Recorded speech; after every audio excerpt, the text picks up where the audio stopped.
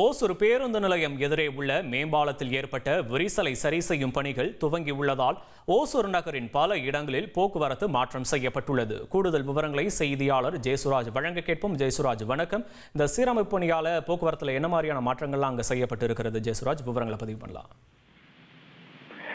அதாவது ஒசூர் பேருந்து நிலையத்தின் எதிரே தேசிய நெடுஞ்சாலையில் உள்ள மேம்பாலத்தில் கடந்த ஜூன் மாதம் 21ஆம் தேதி பேருந்துகள் பழுது காரணமாக விரிசல் ஏற்பட்டது.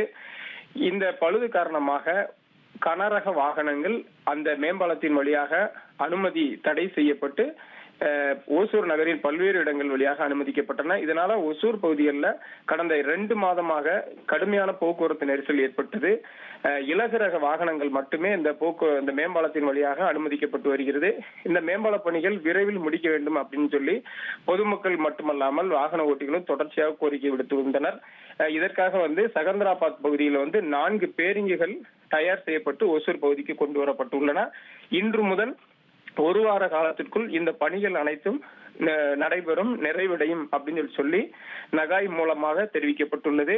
அதே நேரத்துல இந்த மேம்பால விரிசல் பணிகள் நடைபெறுவதால் ஓசூர் நகரின் பல்வேறு இடங்கள்ல போக்குவரத்து மாற்றம் செய்யப்பட்டுள்ளது. அதாவது சென்னை, சேலம் போன்ற பகுதியில் இருந்து கிருஷ்ணகிரி வழியாக வரும் கர்நாடகா மாநிலத்திற்கு செல்லக்கூடிய கனரக வாகனங்கள் ஒசூர் ரிங் ரோடு எனப்படும் உள்வட்ட சாலை வழியாக சீதாராம் மேடு அந்த பகுதியில் இருந்து அனுமதிக்கப்பட்டு வருகிறது. அதே போல கர்நாடகா மாநிலத்திலிருந்து வரக்கூடிய வாகனங்கள் இந்த மேம்பாலம், இந்த சரி செய்யப்பட்டு வரும் மேம்பாலத்தின் இருபுறங்கள்லையும் அந்த சர்வீஸ் சாலையின் வழியாக அனுமதிக்கப்பட்டு வருகிறது.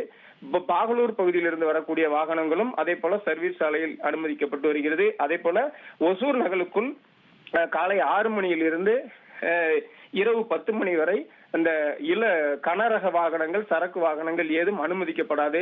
இந்த போக்குவரத்தில் பல்வேறு மாற்றங்கள் செய்யப்பட்டுள்ளன. பொதுமக்கள், வாகன ஓட்டிகள் ஒரு வார காலத்துக்கு அதை அனுமதிக்க வேண்டும், ஒத்துழைப்பு நல்க வேண்டும் என போலீசார் தலைப்பிலும் கோரிக்கை விடுக்கப்பட்டுள்ளது. இதற்காக பல்வேறு இடங்கள்ல போலீசார் இந்த தீவிர கண்காணிப்பு பணிகள்ல ஈடுபட்டு வருகிறார்கள். விவரங்களுக்கு நன்றி ஜெயசுராஜ். ட்ரெண்ட ஃப்ரெண்ட் ஆக்கிக்கோங்க. தந்தி டிவியின் சப்ஸ்கிரைபர்ஸ் அண்ட் ஃபாலோவர்ஸ் குடும்பத்துல நீங்களும் இணையுங்க.